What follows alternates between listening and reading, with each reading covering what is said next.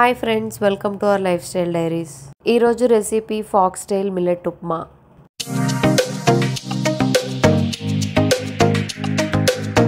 First నేను దానికోసం ఇలా ఒక కప్ ఫాక్స్టైల్ మిల్లెట్స్ అనేవి తీసుకున్నానండి. వీక్లీ ఒక్కసారైనా మనం ఇలా మిల్లెట్స్తో ఏదో ఒక రెసిపీ చేసుకుని తింటే మనకు హెల్త్కి చాలా మంచిదండి. ఇప్పుడు ఒక మిక్సీ జార్ తీసుకొని మనం ఈ ఫాక్స్టైల్ మిల్లెట్ని గ్రైండ్ చేసుకోవాలి. ఎందుకు గ్రైండ్ చేస్తున్నానని మీకు డౌట్ రావచ్చు. మరి అది ఇలా రవ్వలాగా ఉండాలి కదండి ఉప్మా చేయాలి అంటే. సో నేను దానికోసం ఇట్లా గ్రైండ్ చేసుకున్నాను. ఇలా కోర్స్గా గ్రైండ్ అయ్యే వరకు ఉంచుకుంటే సరిపోతుంది. ఇప్పుడు నేను ఆ మిక్స్డ్ పౌడర్ని ఇలా ఒక బౌల్లో వేసుకున్నాను.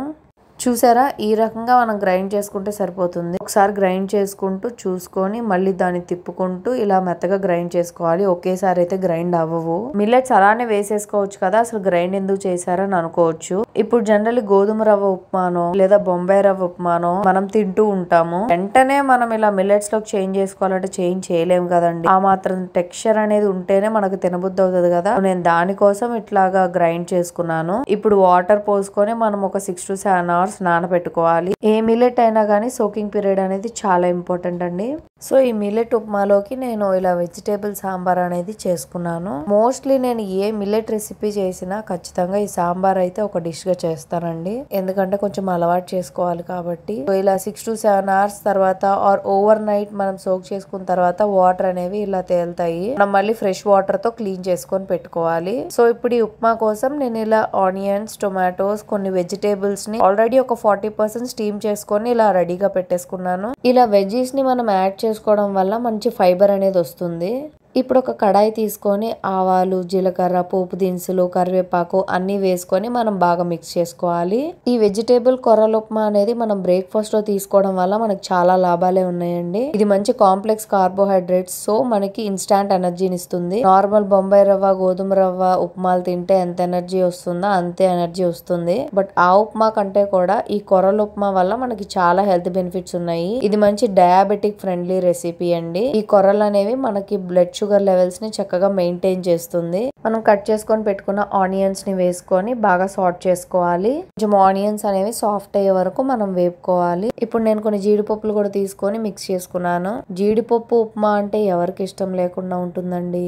అందుకని నేను ఇందులో వేసుకున్నాను అనమాట. ఈ జీడిపప్పు వేయడం వల్ల జస్ట్ టేస్టే కాదండి, మనకి హెల్త్ బెనిఫిట్స్ కూడా చాలా మంచిగా ఉంటాయి, గుడ్ ఫ్యాట్స్ కాబట్టి. ఇప్పుడు తగినంత సాల్ట్ వేసుకొని బాగా కలితిప్పుకోవాలి. ఇలా సాఫ్ట్ అయ్యి కాసేపు కలితిప్పుకున్న తర్వాత మనం కట్ చేసుకొని పెట్టుకున్న టమాటా పీసెస్ ని కూడా వేసుకొని బాగా వేపుకోవాలి. ఇవి కూడా కొంచెం సాఫ్ట్ అయ్యే వరకు మనం మగ్గ పెట్టుకోవాలండి. ఇప్పుడు కొంచెం పసుపు, ఇంకొంచెం ధనియాల పొడి కూడా వేసుకొని మనం బాగా కలితిప్పుకుందాము. టమాటాలు అనేవి ఎంత చక్కగా మగ్గి సాఫ్ట్ అయితే అంత టేస్ట్ ఇస్తాయండి. సో మనం కొంచెం సేపు మగ్గ పెట్టుకునేదాకా వెయిట్ చేయాలి. నేను ఇప్పుడు యాడ్ ఆన్ న్యూట్రియంట్ కోసం ఇంకొంచెం నువ్వులు వేసానండి. సో పిల్లలకైతే మంచి కాల్షియం కూడా వస్తుంది కదా.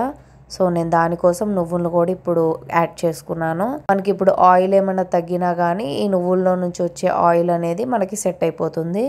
ఇలా కాసేపు సాట్ చేసుకొని ఇవి కూడా చక్కగా సాఫ్ట్ అయిపోయిన తర్వాత మనం ఆల్రెడీ ఒక 40% స్టీమ్ చేసుకొని వెజ్జీస్ పెట్టుకున్నాం కదా, అవి కూడా వేసుకొని మనం ఇప్పుడు కొంచెం సేపు సాట్ చేసేసుకోవాలి.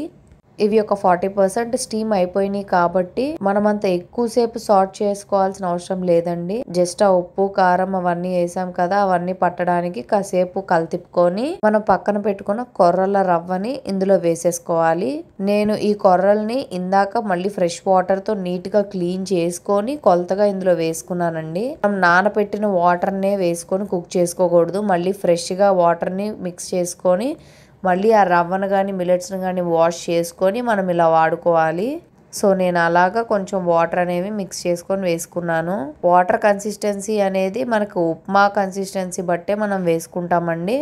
నేను స్టార్టింగ్లో ఏంటంటే వాటర్ కంటెంట్ అనేది కొంచెం సుమారుగా వేసుకున్నాను. నార్మల్ మిల్లెట్స్ అయితే కొంచెం ఎక్కువసేపే పట్టచ్చేమో, కానీ ఇది రవ్వ కదండి, సో కొంచెం త్వరగానే ఉడికిపోతుంది. మన ఉప్మా రవ్వలాగే అంత టైం ఏం తీసుకోదు, ఫాస్ట్ గానే ఉడుకుతుంది. సో ఇప్పుడు చూసారా, ఈ కొర్రల ఉప్మా అనేది మనం బ్రేక్ఫాస్ట్ లో తీసుకోవడం వల్ల ఎన్ని ఉపయోగాలు ఉన్నాయో. ఇది ఓన్లీ డయాబెటిక్ ఫ్రెండ్లీ మాత్రమే కాదండి, ఈ కొర్రల్లో మంచి మైక్రో న్యూట్రియన్స్ అనేవి కూడా ఉన్నాయి, which includes iron, magnesium and B vitamins అన్నమాట. ఇందులో మంచి ప్రోటీన్ కంటెంట్ కూడా ఉంది. కొర్రల్లో సమ్ అమౌంట్స్ ఆఫ్ ఫైబర్ ఉంటుంది. మనం యాడ్ చేసుకున్న వెజీస్ లో కూడా మంచి ఫైబర్ ఉంటుంది. అండ్ ఈ కొర్రల్లో ఉన్న ఫైబర్, వెజీస్ లో ఉండే వాటర్ కంటెంట్, ఈ రెండు మిక్స్ చేసుకొని మనం తినడం వల్ల మన గట్ మొబిలిటీ అనేది మేనేజ్ అవుతుంది. అండ్ నువ్వులు వేయడం వల్ల మంచి కాల్షియం వస్తుంది. సో ఇది ఏంటంటే మంచి full packed protein and fibre meal అన్నమాట. ఇలా ప్రోటీన్ ఇంకా ఫైబర్ మిక్స్ చేసి ఉన్న బ్రేక్ఫాస్ట్ ని మనం తీసుకుంటే మనకి ఇన్స్టాంట్ ఎనర్జీనే కాదండి, చాలా హెల్దీ కూడా. ఈ బ్లడ్ ప్రెషర్ ఇంకా షుగర్ లెవెల్స్ ఇవన్నీ ఏంటంటే మనం చక్కగా మేనేజ్ చేసుకోవచ్చు అనమాట. నేను ఆల్రెడీ చెప్పానండి, ఒకేసారి మనం చేంజ్ అనేది చేసుకోలేము. మెల్లమెల్లగా మన ఫుడ్ లైఫ్ స్టైల్ ని మార్చుకుంటూ ఉంటే మన హెల్త్ కూడా మన చేతుల్లోనే ఉంటుంది. ఇలా కలర్ఫుల్ గా కూడా ఉంటే పిల్లలు చక్కగా తింటారు. అసలు మిల్లెట్స్ ఫస్ట్ నుంచే తినలేదు, ఇప్పుడు ఏం అలవాటు చేసుకుంటాం అని అనుకోవచ్చు. నేను ఆల్రెడీ చెప్పాను కదండి, నేను మిల్లెట్స్ చేసిన ప్రతిసారి సాంబార్ అనేది కంపల్సరీ చేస్తానని. మనం మిక్స్ చేసుకుంటూ మెల్లగా అలవాటు చేసుకుంటూ ఉంటే మనకే మంచిది. అసలు అలవాటు లేని వాళ్ళు ఏంటంటే వీక్లీ వన్స్ చేసుకుంటూ అలవాటు చేసుకోవాలి బాడీకి. అండ్ ఆ తర్వాత వీక్లీ ట్వైస్ అలా అలవాటు చేసుకోవాలి. కానీ ఒకేసారి వీక్ మొత్తం తినాలన్నా కానీ మనం తినలేము. మన బాడీకి మనం ఏదైనా కానీ మెల్లమెల్లగా అలవాటు చేయాలి. లాస్ట్లో కొంచెం సాల్ట్ తక్కువైతే నేను ఇంకొంచెం వేసుకొని మిక్స్ చేసుకున్నాను. నేను ఉప్మా అనేది ఈ కన్సిస్టెన్సీ వచ్చే వరకు కుక్ చేసుకున్నానండి. ఉప్మా అనేది కొంచెం మంది గట్టిగా కావాలనుకుంటారు, ఇంకొంచెం మంది ఇలా వాటరీగా కావాలనుకుంటారు. ఎవరికి ఏ కన్సిస్టెన్సీ కావాలో ఆ కన్సిస్టెన్సీ వరకు చేసుకోవచ్చు. నేనైతే ఈ కన్సిస్టెన్సీ రాగానే ఆపేసాను. ఎందుకు అంటే ఆరిపోయిన తర్వాత ఎలాగో కొంచెం గట్టి పడుతుంది కదండి, అందుకని నేను కొంచెం ఇలా ఈ వాటరీ కన్సిస్టెన్సీ ఉన్నప్పుడే ఆపేసాను అనమాట. ఇప్పుడు ఈ వెజిటేబుల్ కొర్రల ఉప్మా అనేది రెడీ అయిపోయింది కదండి. చూడ్డానికి చాలా కలర్ఫుల్ గా ఉంది, అలాగే టేస్ట్ కూడా చాలా బాగుంది. మీరు కూడా ట్రై చేయండి, తప్పకుండా మీకు నచ్చుతుంది. ట్రై చేసి ఎలా ఉందో కమెంట్ చేయండి. బెల్ ఐకాన్ కూడా క్లిక్ చేసుకోండి, మీకు నోటిఫికేషన్స్ అనేవి వస్తాయి నేను వీడియో పెట్టిన ప్రతిసారి. చూసారా, ఈ ఉప్మా అనేది సాంబార్ లో కలుపుకొని తింటే చాలా బాగుందండి. మా బాబుకి అయితే చాలా బాగా నచ్చింది. కిడ్స్ అయితే అస్సలు వదలరు. మనం నార్మల్ గా తినే బొంబాయి రవ్వ, గోధుమ రవ్వ కంటే కూడా ఈ ఉప్మానే చేయమని అడుగుతారు, అంత బాగుందండి. సో ఇలాంటి మంచి హెల్దీ రెసిపీస్ ఇంకా బేబీ రెసిపీస్ కోసం ఛానల్ని సబ్స్క్రైబ్ చేయండి. Thank you.